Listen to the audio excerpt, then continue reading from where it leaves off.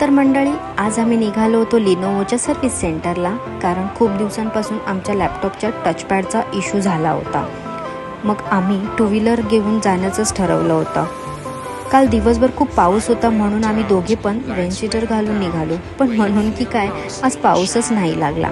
घाटकोपरवरून जात असताना आम्हाला आमच्या जुन्या आठवणी आठवत होत्या.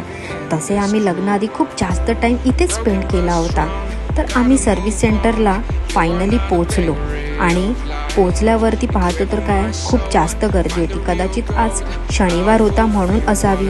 मग QR कोड स्कॅन करून टोकन घेतलं आणि आमचा नंबर होता 17 मग आमचा नंबर आल्यानंतर आम्ही तिथे लॅपटॉप चेक करून घेतला. त्यानंतर त्यांनी आम्हाला सांगितलं की लॅपटॉप सबमिट करावा लागेल. मग आम्ही डेटा बॅकअप घेण्यासाठी बसलो.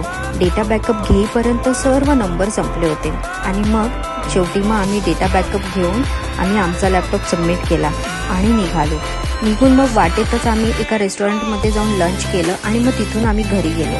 तर असा होता आजचा हा आमचा छोटासा बट अविस्मरणीय प्रवास.